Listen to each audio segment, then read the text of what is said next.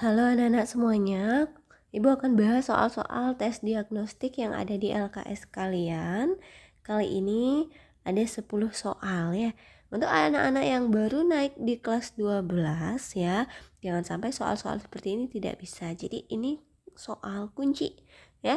Kalau ini kalian bisa lanjutkan, maka kalian bisa naik atau melanjutkan materi di next level di kelas 12. Baik anak-anak, kita mulai dari soal pertama. Diketahui deret geometri suku pertama 7 rasio 3. Tentukan suku ketiga. Baik, anak-anak tentunya tidak asing lagi dengan namanya deret geometri ya. Deret geometri ini adalah deret yang memiliki rasio. Apa itu rasio? Rasio itu pengalinya ya. Jadi kalau suku pertama 7, suku keduanya tinggal mengalikan 3. 7 kali 3, 21. Karena rasionya 3. Nah ini suku kedua, ini suku pertama. Kalau ditanya suku ketiga ya kali 3 lagi. 21 kali 3, 63. Nice, gampang sekali ya. Nanti kalau anak-anak ditanyakan suku kelima, jadi anak-anak tinggal lanjutkan lagi nih. Oh, suku keempat dulu cari, kali 3. Suku kelima berapa? Kali 3. Tinggal begitu ya.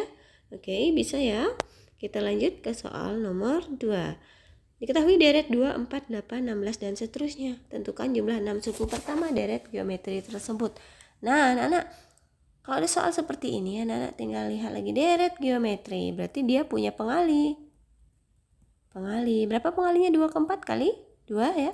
4 ke 8 kali 2. 8 ke 16 juga kali 2.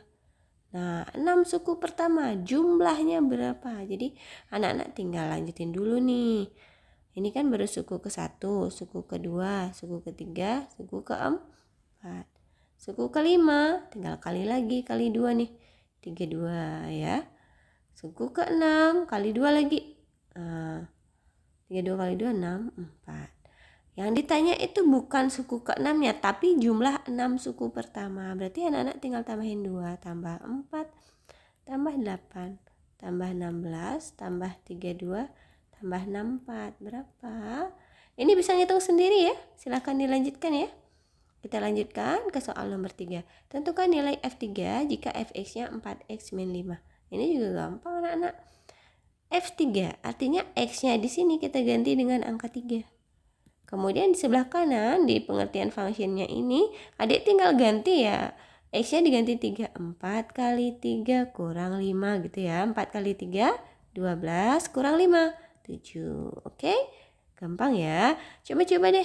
Nanti cari ya F4. Berapa jika Fx-nya adalah 5x min 7. Ya, bisa dong cari ya. Kita lanjut ke soal nomor 4. Diketahui fungsi fx sekian dan gx sekian. Tentukan hasil fx dan gx. Ini tinggal anak-anak salin dulu ya. Fx itu siapa? 3x plus 2. Kemudian gx itu siapa? 2x min 5. Oke. Kalau ditambah nih, berarti kita tinggal kumpulkan 3x dengan 2x yang sejenis ya. 3x dengan 2x ditambah jadi 5x. 2 dikurang 5. 2 dikurang 5 itu min 3. Itu hasilnya ya. Jangan bingung ya. 2 sama 5 jangan 7 gitu ya. Lihat tandanya juga ya. 2 kurang 5 berarti min 3. Oke, kita lanjut ke soal 5. Fx sekian, jika fx-nya 0, tentukan nilai x. Kalau sudah menentukan x ya, beda dengan yang tadi. Yang tadi menentukan fx-nya, diketahui x-nya. Ini kebalik ini. Ini fx-nya yang 0, jadi sebelah kiri ini 0. Kalian tulis dulu sisanya. Kemudian kalian menentukan nilai x. Ingat, kalau sudah ada persamaan kuadrat sama dengan 0 seperti ini, bisa difaktorkan. Cara faktornya gimana, Bu? Lihat angka belakangnya ada angka 10. 10 itu kan 1 kali 10 atau 10 itulah 2 kali 5. Cari yang selisihnya itu hasil ini, tengah-tengahnya, 3. Yang selisih 3 itu 2 dan 5. Berarti sini 5 dan 2. X kuadrat X kali X, tinggal tandanya aja ya. Kalau negatif berarti ada tanda negatif di belakang atau di depannya. Ada satu tanda negatif. Cari aja ini plus 3, berarti angka yang besaran ini tandanya plus. Yang ini di sini yang negatifnya, begitu ya. Nah, kemudian Ini kan faktor-faktornya nih, akarnya itu berapa? X min 2 jadinya 2. X plus 5 jadinya min 5. Inilah nilai X-nya atau akar-akar dari persamaan kuadrat. Oke, kita lanjutkan ke soal nomor 6. Fx sekian, X 8%, tentukan nilai Fx. Baik, ya tinggal ganti X-nya 8%. Berarti F dari 8% itu adalah 5.000 kali 8%. Ingat ya, persen dengan 100 coret. Jadinya tinggal 50 kali 8. Ini hasilnya 400 gitu ya. Oke, anak-anak yuk kita lanjutkan ke soal nomor 7. Fx sekian. Jika X-nya min 1, tentukan nilai Fx. Oke, ini juga tinggal mengganti ya. X-nya diganti min 1 per katanya 2x. 2x berarti 2 kali min 1. Min 1 kan ya, asal ketemu X ganti min 1. Lanjutkan, min 1 per 2 kali min 1 ini min 2 ya. Min 2 kurang 1. Hasilnya min 1 per min 3. Min dengan min coret aja 1 per 3. Ya, silakan kalau belum paham diulang-ulang lagi ya. Lanjut kita soal nomor 8. Fx untuk X sama dengan 2. Oke, ini Ibu sepertinya lupa ya menyalin functionnya seperti apa. Coba kita lewati dulu ya. Oh ya, coba Ibu tulis dulu. Fx sama dengan 2 pangkat X plus 3 gitu ya tadi ya.